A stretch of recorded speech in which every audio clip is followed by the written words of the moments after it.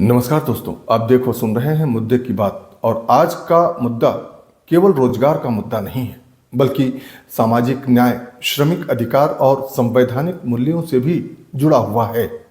और ये मुद्दा है आकाशवाणी केंद्रों में वर्षों से कार्यरत नैमित्तिक उद्घोषकों यानी कैजुअल अनाउंसर्स के नियमितीकरण का मुद्दा।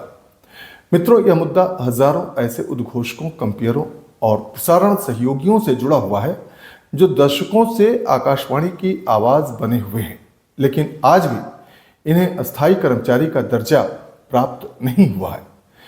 यदि आप ये नहीं जानते हैं कि आकाशवाणी केंद्रों में नैमित्तिक उद्घोषक कौन होते हैं, तो हम आपको बता दें कि आकाशवाणी केंद्रों पर विभिन्न कार्यक्रमों के संचालन, समाचारों के प्रसारण, सांस्कृतिक प्रस्तुतियों और विशेष कार्यक्रमों में जिन उद्घोषकों की सेवाएं ली जाती हैं, उनमें से बड़ी संख्या इन्हीं नैमित्तिक या कैजुअल उद्घोषकों की होती है।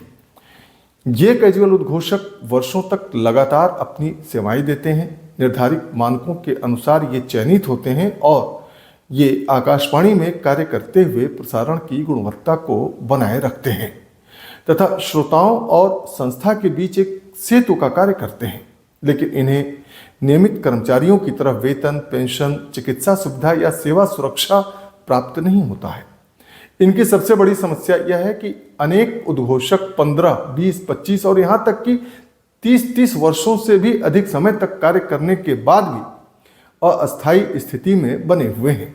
इसके परिणाम स्वरूप इनमें सेवा सुरक्षा का अभाव है, वृद्धावस्था में आर्थिक संकट है, चिकित्सा सुविधाओं से इन्हें वंचित रहना पड़ता है, इनके सामाजिक सुरक्षा का अभाव है, समान कार्य के लिए असमान पारिश्रमिक इन्हें मिलता है जो सरासर शोषण है, और इन जैसी तमाम गंभीर समस्याएं इनके सामने उत्पन्न होती हैं। मित्रों, संवैधानिक दृष्टिकोण से ये एक गलत सिस्टम है, क्योंकि भारत का संविधान केवल शासन व्यवस्था का दस्तावेज ही नहीं है, बल्कि सामाजिक न्याय का भी आधार होता है। संविधान का अनुच्छेद 14 समानता का अधिकार प्रदान करता है। यदि कोई व्यक्ति वर्षों तक वही कार्य कर रहा है जो नियमित कर्मचारी करता है, तो उसके साथ अलग व्यवहार करना समानता के सिद्धांत पर प्रश्न खड़ा करता है।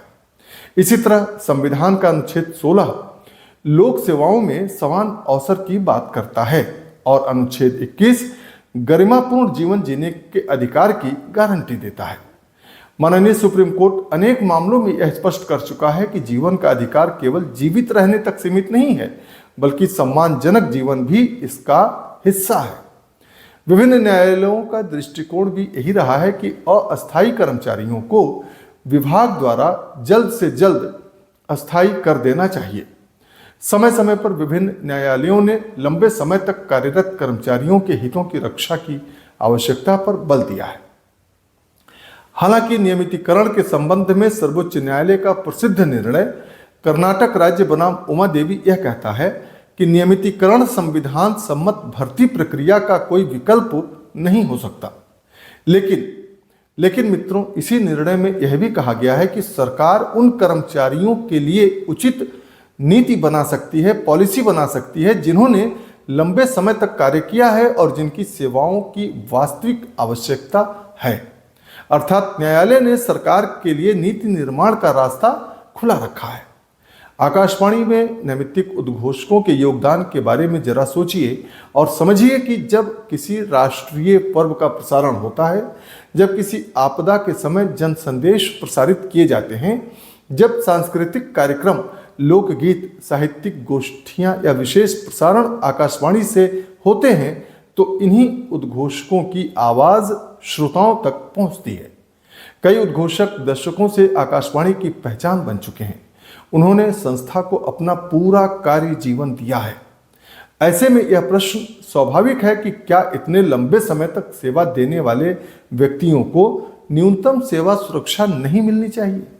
सामाजिक न्याय के लिए क्या उनका नियमितीकरण आवश्यक नहीं है? क्या लंबे समय तक कार्य करने वाले अनियमित कर्मचारियों को सम्मानजनक सेवा शर्तें नहीं मिलनी चाहिए? क्योंकि ऐसे कैजुअल कर्मचारियों के आर्थिक सुरक्षा के लिए नियमित कर्मचारी बनने पर उन सबको भविष्य निधि, पेंशन, ग्रेच्युटी और अन्य सुविधाओं का लाभ मिल सकता है। इसके अलावा हमें यह भी ध्यान रखना चाहिए कि संस्थागत दक्षता के लिए भी नियमितीकरण आवश्यक है, क्योंकि जब कर्मचारी सुरक्षित महसूस करता है तो उसकी कार्यक्षमता और निष्ठा बढ़ती है।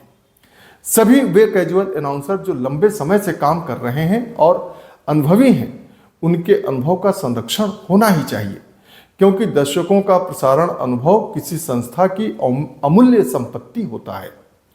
यदि ऐसे अनुभवी लोगों की उपेक्षा होती है तो संस्था धीरे धीरे अपनी पहचान और गुणवत्ता खो देती है। मित्रों, यदि हम बात करें कि इस समस्या के समाधान के लिए सरकार क्या कर सकती है, तो सरकार और प्रसार भारती यदि चाहें तो सेवा अवधि के आधार पर विशेष नियमितीकरण योजना बना सकती है, आयु में छूट प्रदान कर सकती है, अनुभव आधारित चयन प्रक्रिया विकसित कर सकती है और सामाजिक सुरक्षा योजना लागू कर सभी योग्य कैजुअल उद्घोषकों का नियमितीकरण कर सकती है। कुछ नहीं तो कम से कम न्यूनतम मासिक मानदेय तो सुनिश्चित कर ही सकती है। वैसे पेंशन या विशेष कल्याण निधि की व्यवस्था भी यदि सरकार चाहे तो कर सकती है, क्योंकि यह एक जनहित का प्रश्न है। यह केवल कर्मचारियों का मुद्दा नहीं है, बल्कि यह उन लोगों के सम्मान का प्रश्न है जिन्होंने वर्षों तक देश की सांस्कृतिक विरासत, भाषा, साहित्य और जन जागरण के लिए अपनी आवाज दी है। यदि कोई व्यक्ति जीवन का अधिकांश समय किसी सार्वजनिक संस्था को समर्पित कर देता है तो उसके भविष्य की सुरक्षा सुनिश्चित करना एक कल्याणकारी राज्य की जिम्मेदारी भी है। दोस्तों, आकाशवाणी केंद्रों में कार्यरत नैमित्तिक उद्घोषकों का नियमितीकरण केवल रोजगार का मुद्दा नहीं है। यह सामाजिक न्याय, श्रम, सम्मान, मानवीय गरिमा और संवैधानिक मूल्यों से जुड़ा हुआ विषय है। सरकार, प्रसार भारती और नीति निर्माताओं को इस दिशा में गंभीरता पूर्वक विचार जरूर करना चाहिए, ताकि वर्षों से सेवा दे रहे उद्घोषकों को उनके योगदान के अनुरूप सम्मान और सुरक्षा मिल सके। इस मुद्दे पर आपकी क्या राय है? क्या दर्शकों से कार्यरत नैमित्तिक उद्घोषकों को नियमित किया जाना चाहिए या नहीं? आप अपनी राय कमेंट बॉक्स में अवश्य लिखें। यदि वीडियो उपयोगी लगे तो लाइक करें, शेयर करें और चैनल को सब्सक्राइब करना बिल्कुल ना भूलें। आपसे होगी फिर मुलाकात, तब तक के लिए नमस्कार।